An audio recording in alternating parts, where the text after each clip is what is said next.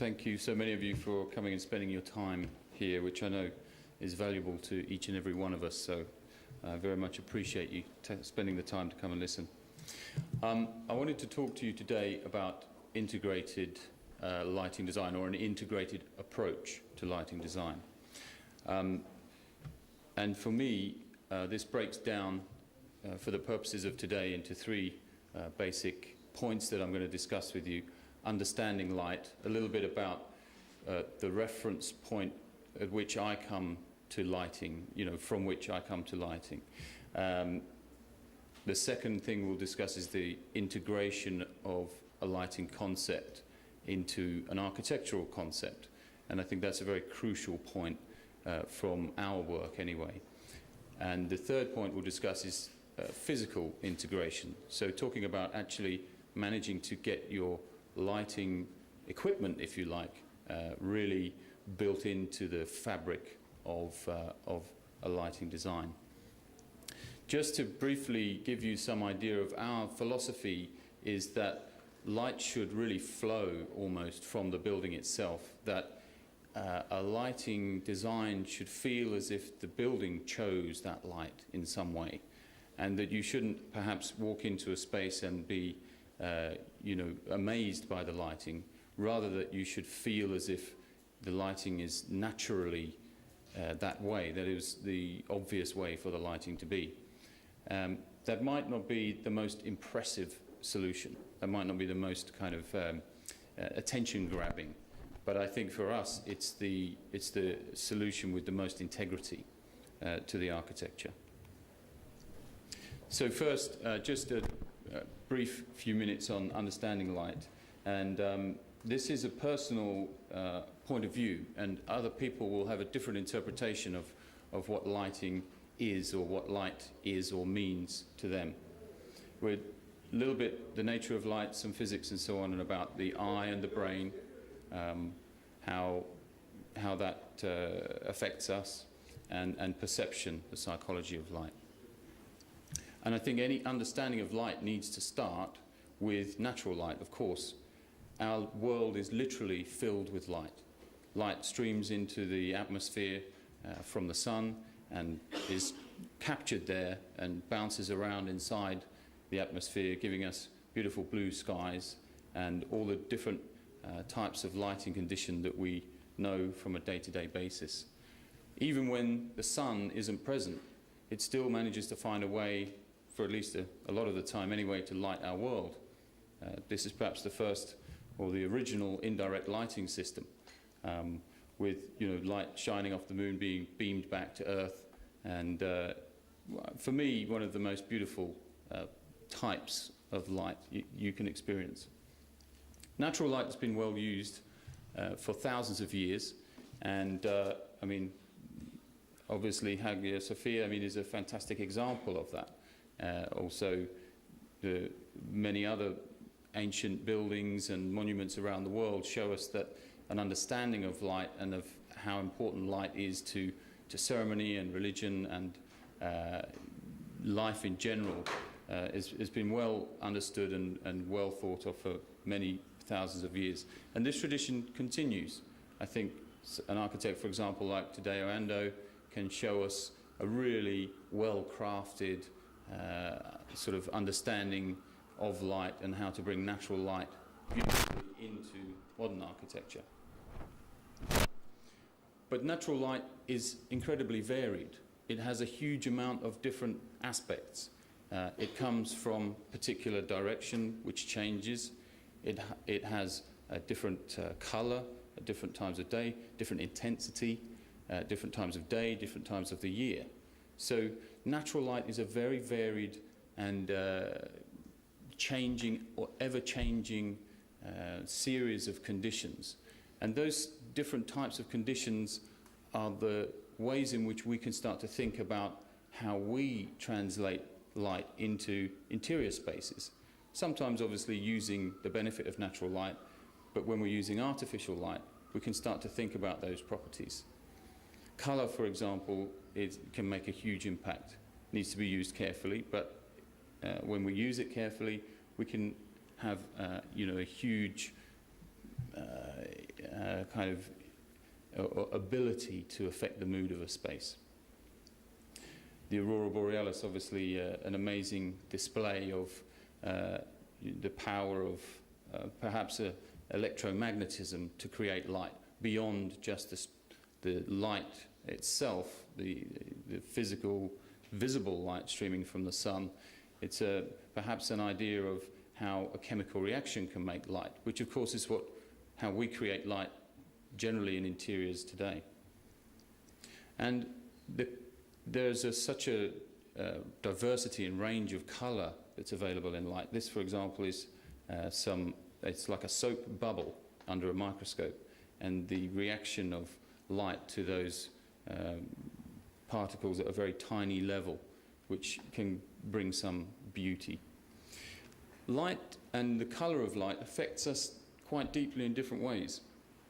And it's a little bit washed out from the lighting onto the screen, but you'll be able to notice here that different colours here are affecting our eyes in different ways. Some of the colours appear to leap from the screen to some extent and engage with your eyes, whereas others don't.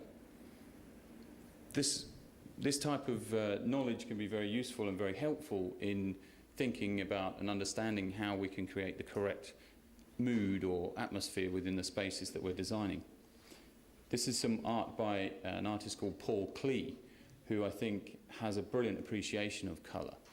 This particular piece is called Ancient Sounds, and it really does, for me anyway, evoke a kind of the colour palette he uses evokes a sense of ancient times, or has an atmosphere around it. And I think it's really interesting how just a use of a particular colour palette can be suggestive to us of something as abstract as that. So our understanding of colour really, in terms of its the physical properties, the physics of colour, started really with Isaac Newton when he discovered that light was in fact a spectrum.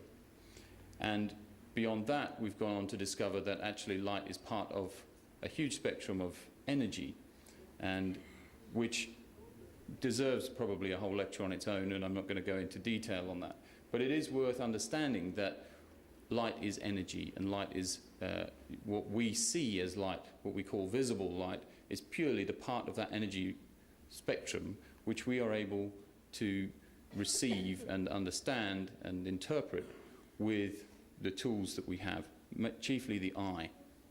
The eye is an incredibly sensitive tool for perceiving or seeing, sensing light.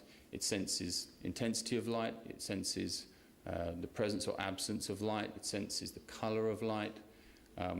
It's really very, very sophisticated. If we were to try and build a machine which could be as sensitive and as accurate as the human eye, we would probably need 5 or 6 different types of receptors in that machine. It would be large and extremely expensive. And this is what's really doing, I think it's fascinating for me. This is all in part of a millimetre thick, but under an electron microscope, or whatever type of microscope it is, but under a very high magnification, you can really see this little incredible layer of biology which gives us the ability to see and perceive the world around us. The messages which get sent into the brain are sent straight into all sorts of different parts of the brain, and some research in the last few decades has allowed us to understand that in fact seeing is a whole brain activity. For many years people thought that seeing was done in one part of the brain, but in fact nearly all of the brain is involved. Different parts of the brain sense shape, different parts of the brain sense edges, some parts of the brain sense colour, and other parts of the brain sense darkness, for example.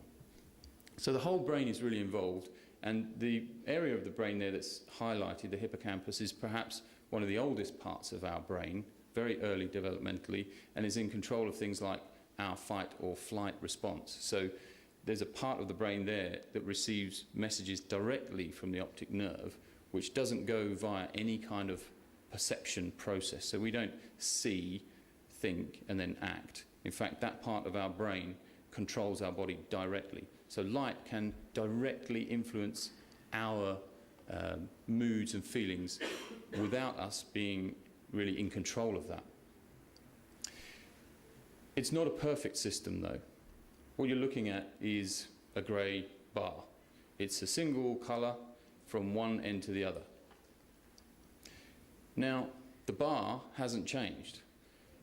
And you know that that grey bar is one single colour, but you cannot force your brain to see it. That bar now looks to you as a gradient from one side to the other, even with the knowledge that this is actually an optical illusion. You can't force your brain to see the reality. Just to prove the point, it is actually.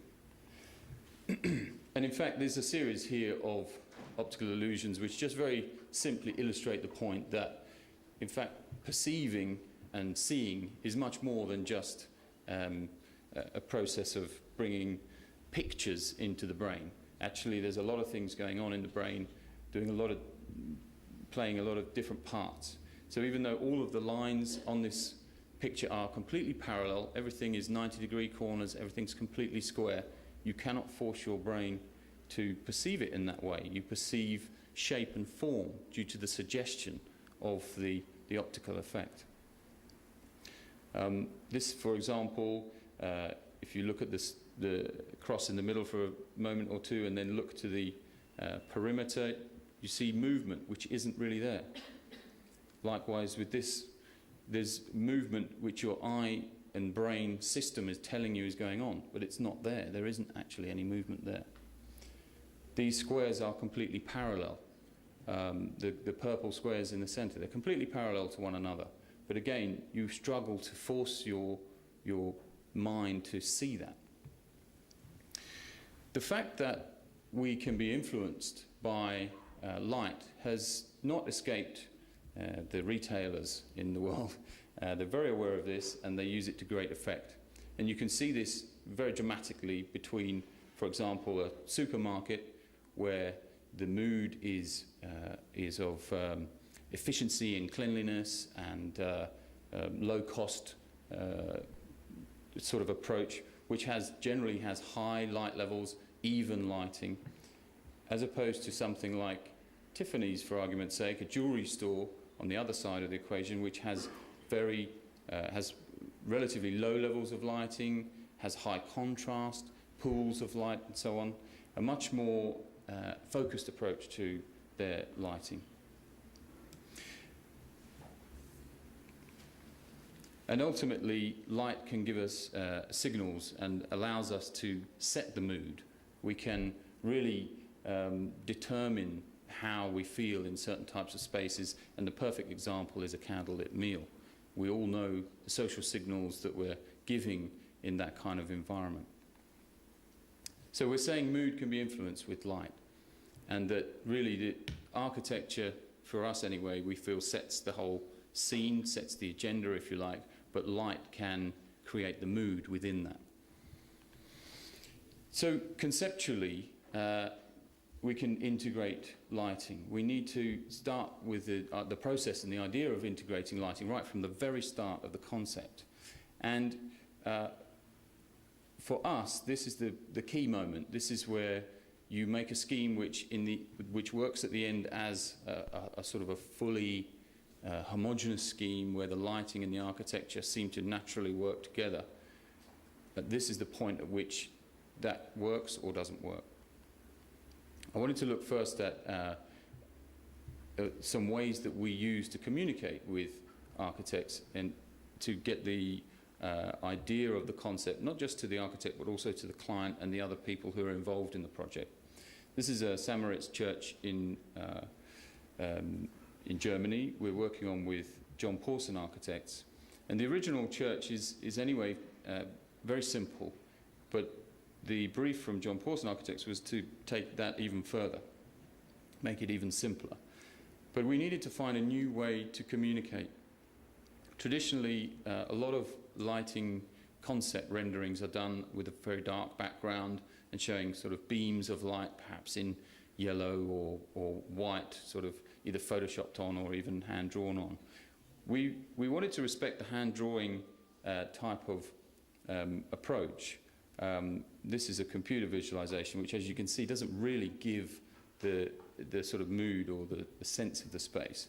So we wanted to respect the hand-drawn approach. We wanted to give something that was based on light, not based on darkness as the first principle, because we knew this space would feel very luminous.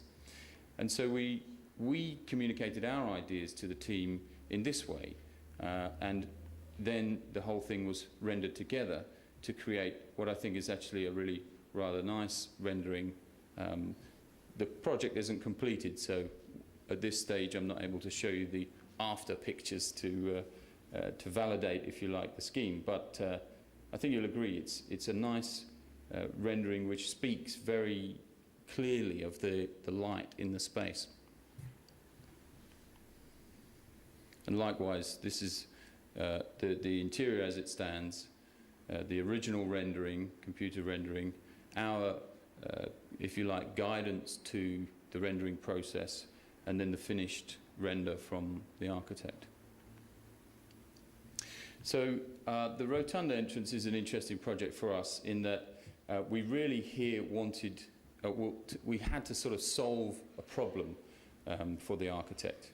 And what's resulted in actually probably one of our most visually dramatic schemes, which is perhaps a little bit outside of our normal operation, but it does come very much from the conceptual integration of the lighting and the architecture. We're working to solve a significant problem here.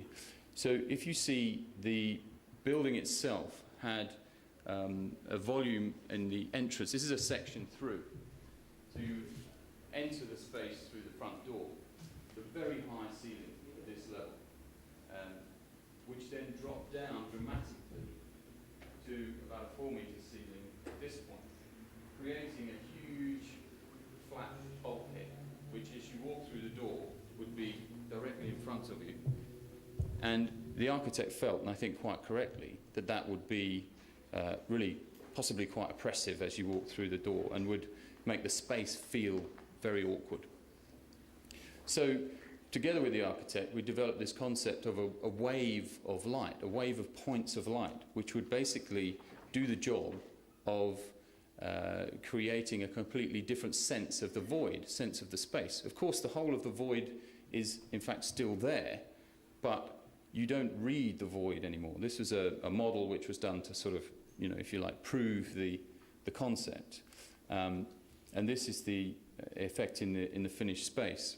So you can see the bottom edge of the bulkhead there, but it really is softened by the approach of the lighting design. These are 50mm polished aluminium tubes, some of which are, you know, 10 and 12 meters long, and at the bottom of each one is a single point source LED. We had to design a special system of inline connectors, both at the bottom end for maintenance of the LED unit, but at the top end so that you could remove the vertical poles if need be. And again, the space is, to some extent, the light and the architecture become, you know, very much about each other. They're very integrated conceptually.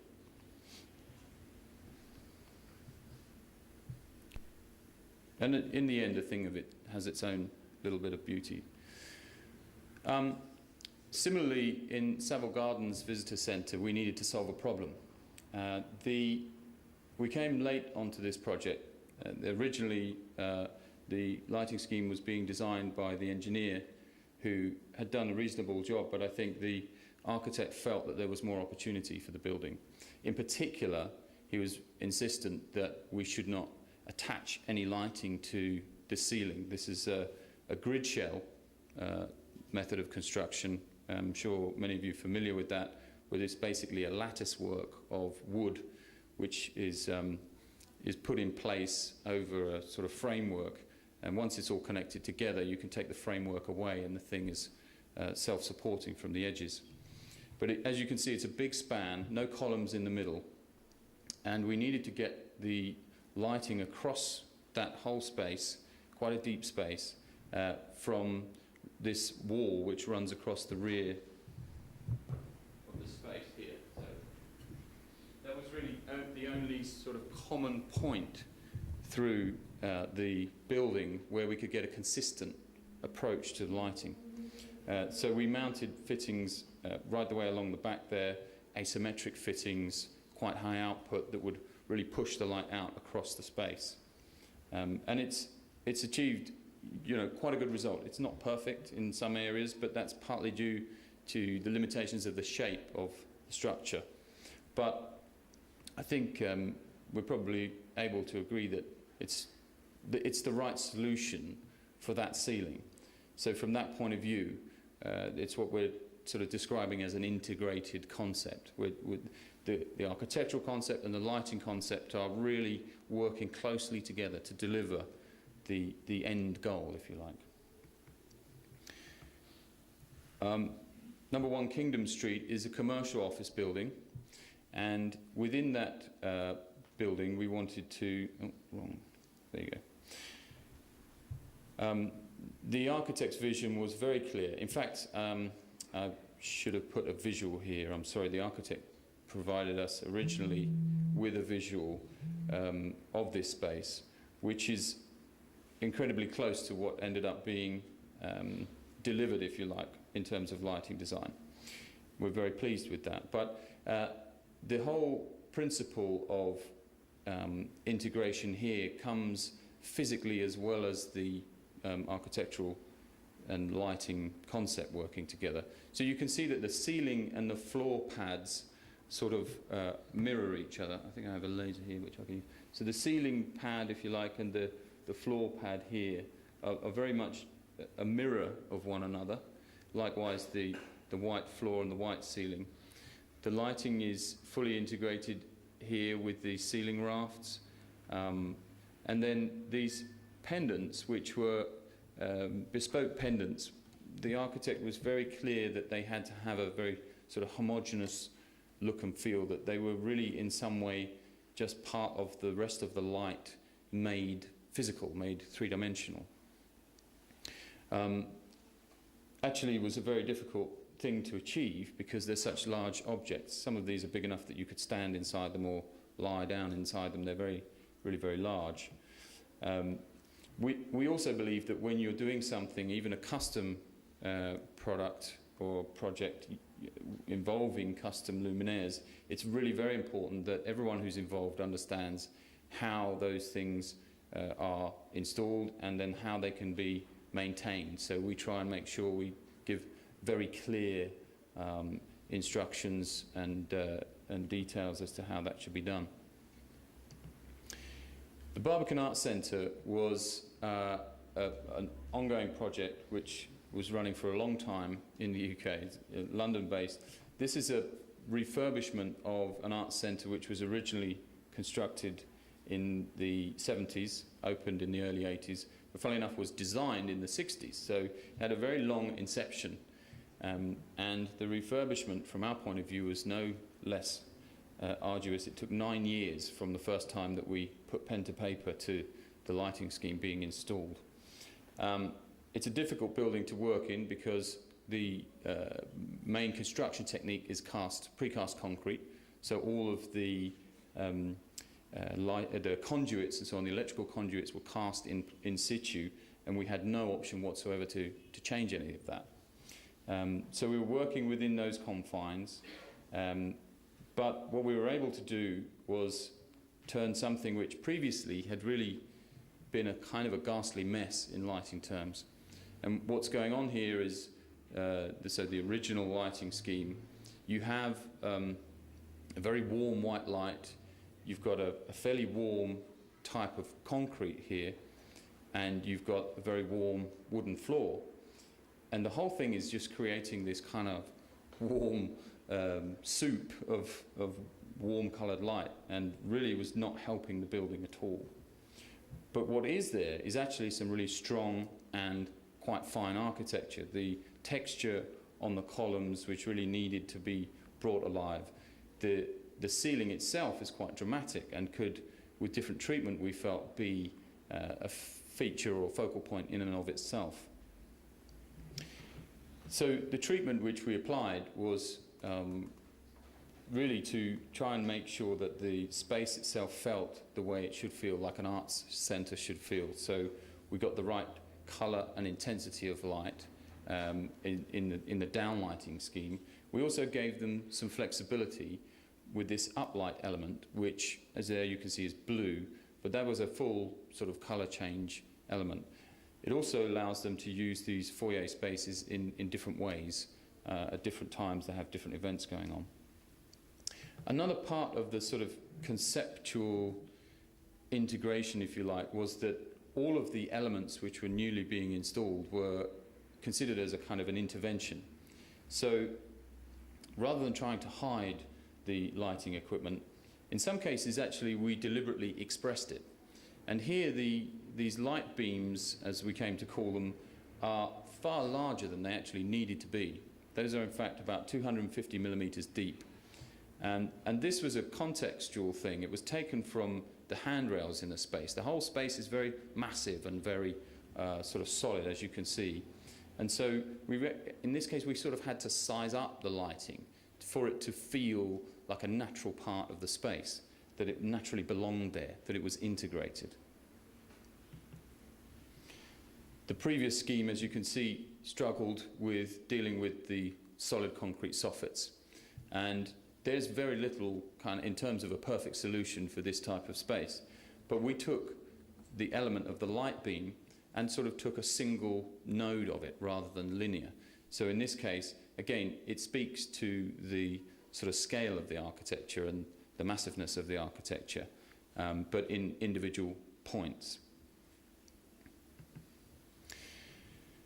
So, which brings us around to the concept or the idea of the physical integration of lighting, actually getting lighting equipment into the fabric of your architecture so that you really can create spaces that feel as if light somehow sort of flows from the architecture itself. So we're going to look at a few different techniques and very briefly as well in the time constraint that we have. So I think by all means talk to me afterwards or ask some questions if any of these techniques you're interested in. But equally, you know, the way we came about these techniques is by trialing things. And it's really important that wherever possible, you know, you try and get physical examples of the lighting equipment that you want to use and try and make, even if it's an approximation of how you're going to be using it, and see if it works. Because you could often be surprised by the results. We often are, and we've been doing it for a long time.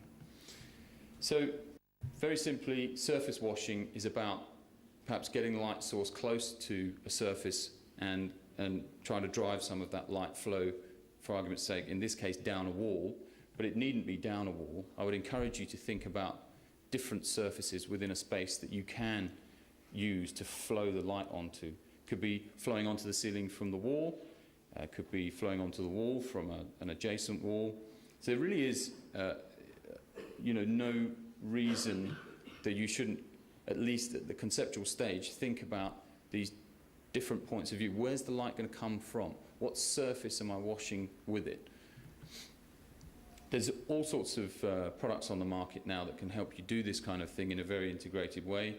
These products, for example, are integrated fully into like a plasterboard or a gypsum type of system. That can be the ceiling or the wall or whatever. And as I say, there are dozens now of manufacturers who are providing these kind of systems. And they do need to be investigated a little bit, need to take a little bit of care over the detailing of them.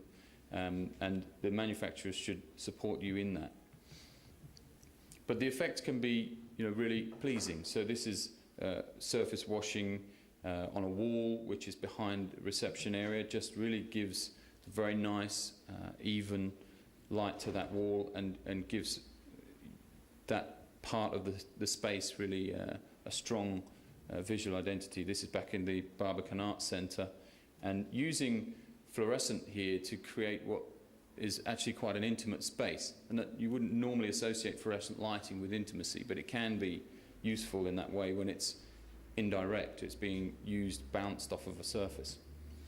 Which is the other thing to say. I think it's important about integrated lighting generally. We believe light should always come to a surface either bounced off of another surface or diffused through a material.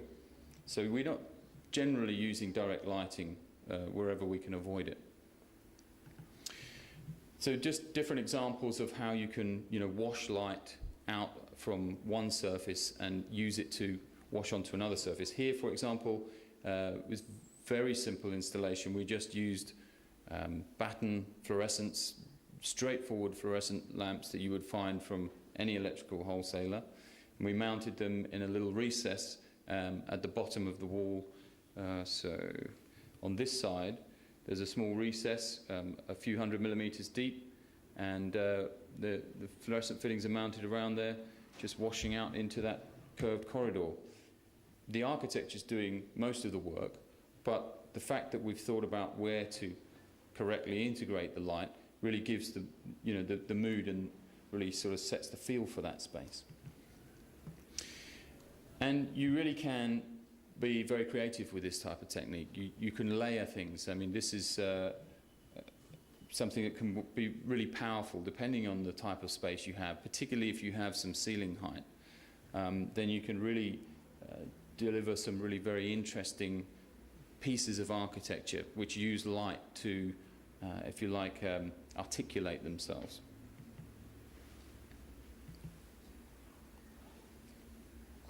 We do quite a lot of work with backlit panels, or panels which emit light as a surface themselves. Our way of thinking about light is very driven by surfaces, so we've just looked at how you might wash light and let light play onto a surface. Using panels of light really drives the whole thing a little bit further, because rather than having a drop-off from one edge of a surface to another, here you can really have a full intensity of light across a whole surface and use that to flow light out into the space. And very simply, I mean, just two very crude diagrams, but they give you some idea of what we're talking about. Either you're talking about a fairly decent recess behind your diffuser material, and that could be an opal acrylic, that could be a stretch fabric type of solution, could even be a glass, although glass isn't a brilliant diffuser actually. Frosted glass doesn't work very well at diffusing. Generally, if you're using a frosted glass, I would recommend you have a secondary diffusing layer in between your light sources and your frosted glass. And the example at the bottom, we're using indirect light to backlight a panel. Now this can be much more effective if you've got a reduced depth that you're playing with. So really you're talking there about offsetting the light source to one side or the other and using the reflected light within a void that you've created to then backlight a panel. Some of the things just to be careful of when you're dealing with these types of installations is really that the finish on the inside of that detail needs to be pretty much what you would expect on the finished ceiling. Otherwise it's simply going to lose light. If your contractors are leaving the plasterboard unpainted or unfinished in some way, then you really are going to lose 50–60% plus of your light before you've even started. So that's kind of critical to make sure that the finish inside is actually very good. It doesn't have to be perfect, it just has to be decent. There's a lot you can do. You can do color changing, so you can create panels which deliver different types of lighting at different times of day for different purposes. You can create some flexibility within spaces. One of the inspirations for us, and this was certainly for me anyway, at an early age I was very inspired by Stanley Kubrick and this particular film, which gets referenced a lot, I think, which says something about how good the lighting design in this film was. But this scene, the entire room is lit by the walls, and the walls are backlit panels themselves. I've yet to secure a project where this is possible, but one day, maybe we'll achieve it. But I think it's a very interesting concept, and maybe it's an extreme concept, and of course in a film studio you can more or less do whatever you want in lighting terms. But we've used the same kind of concept to deliver lighting in spaces which, for different reasons, for different types of spaces. So this is a gallery space where really the brief from the gallery owner and the architect was that the gallery space should be more or less sort of a monotone, should just have like one sense to it, should one feel, one ambience. And the idea is that you can bring art into this space, and whether it's a sculpture or whether it's a painting or whether it's a photograph, whatever it is, you bring the art into the space and the art speaks for itself. You don't necessarily, you don't necessarily spotlight that piece, although we did of course allow some track lighting there if that's, you know, the particular type of installation does require that. We've now done this for several galleries in different ways, and I think it's always quite a successful technique, particularly modern work. But there's also an opportunity sometimes perhaps to integrate this technique, this sort of panel technique, backlit panel technique, with skylights, for example. You can do some very successful work here. In another space within the same gallery, we're using combination of daylight and artificial light. Perhaps unusually here, what we're doing is sensing the daylight outside and, if you like, amplifying that inside, because there wasn't enough daylight coming into the space. But the gallery owners very much wanted the feel of a daylight space. So when the light either goes up or goes down outside, then we amplify that inside. We put the light even further up or down to sort of give the sense of daylight that's going on outside. And again, this relates back to what I was saying about different colours and different types of light, different intensities of light at different times of day or night, or potentially even seasonally.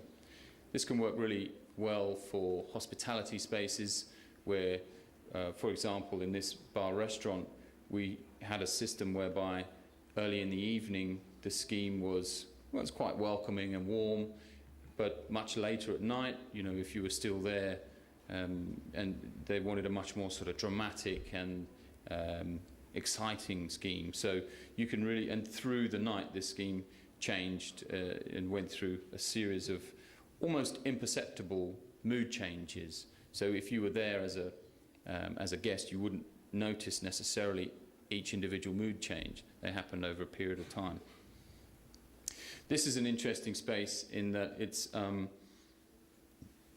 a basement meeting facility for a company in Soho in the West End of London. They're a media company, so quite progressive and quite forward-thinking, and they wanted their meeting facilities to be able to turn into a sort of recreational space at night. It's a bar, effectively.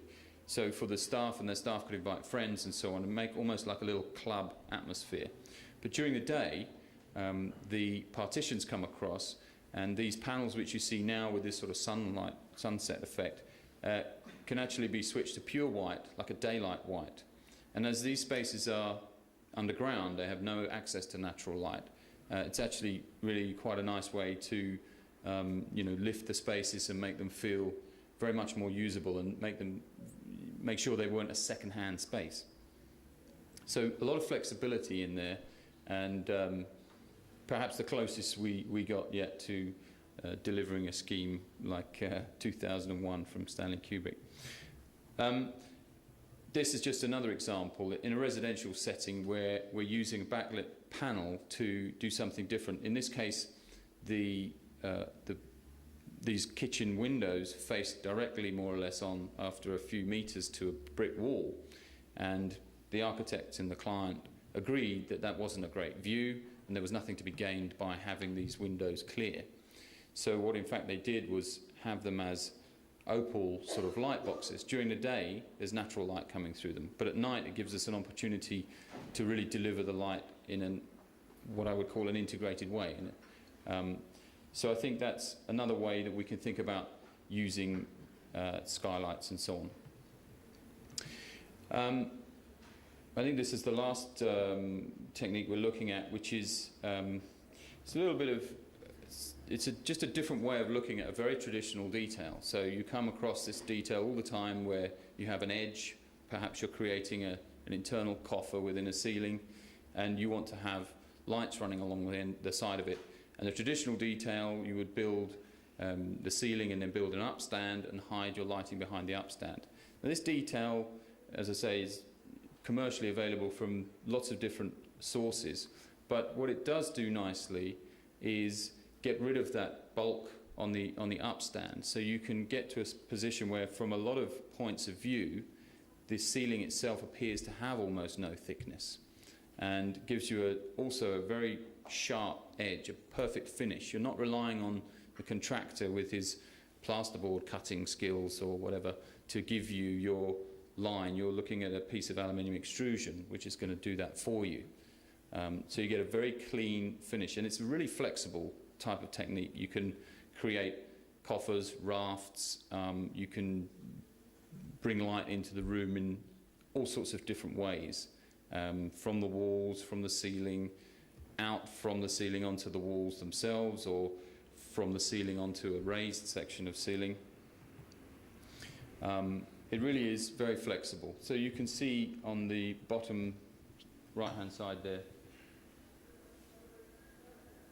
just the sort of the technique in action in creating like a slot, for example, just to give you an understanding of the relationship between the profile itself and where the lamps are in that case. And these are some of the types of results you can get. This is using that type of system on both sides of a linear coffer, surrounding an atrium, and really, I think, delivering the light as well. It's not just a light feature and then there's some downlights there to do the work. This is really delivering the light, the actual light for the space. And this is my last slide, and it's self-ashamedly it probably to most people is extremely dull, but this is my favorite picture in our entire portfolio. It's just the even wash of light, or relatively even wash of light, from a very simple and discrete detail. And really this, to me, sums up our approach to integrated lighting design. Thank you for listening.